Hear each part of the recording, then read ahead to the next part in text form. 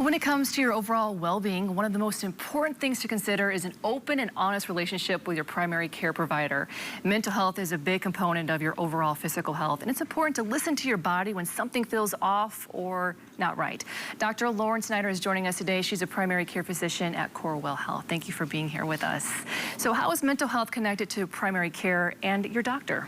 Yeah, thanks so much for having me. May is Mental Health Awareness Month, and primary care doctors care about your overall health, and mental health is such a huge part of that. So when you go to your primary care doctor, you want to be there and be able to open up about not just what brought you in, but what is going on in your life.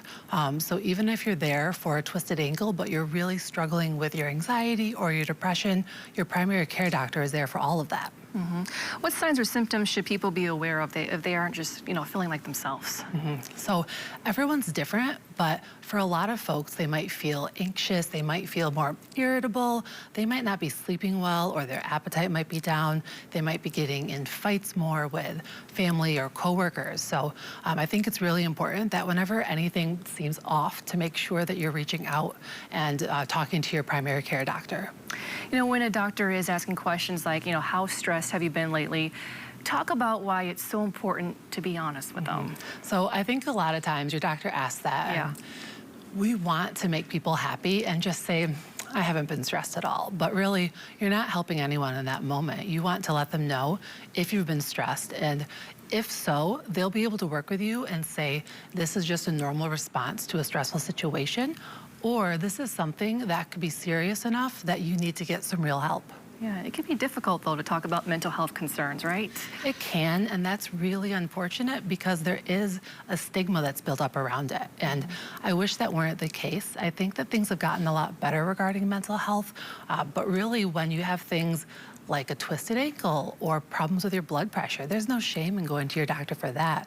And mental health is the same thing. You shouldn't be afraid to talk to somebody when you're struggling. Maybe coming in with some notes, a notepad, that could help probably, right?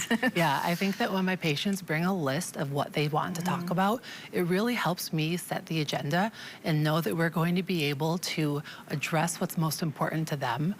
Sometimes they'll bring a list of more than we're able to talk about in that one visit, but as their primary care doctor, I'm able to build that relationship over time and make sure that we chip away bit by bit over the course of the relationship. So that the doctor can really help with, offer with counseling options, medication, resources as well. Definitely. Yeah.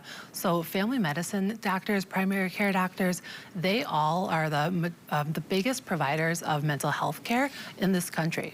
So many of them will be able to start a medicine if that's what you need in that moment, or even provide you with a therapist, either right in the office. Corewell Health has lots of therapists that work in the office, or they'll be able to refer you to a therapist in the community.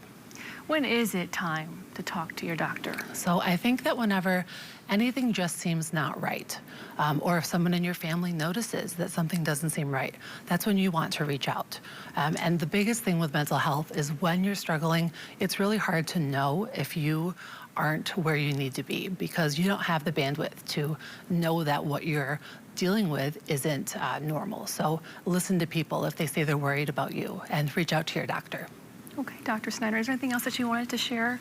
I just think that May being Mental Health Awareness Month is such a great time for people who've been struggling for a while to reach out to their doctor and take that first step.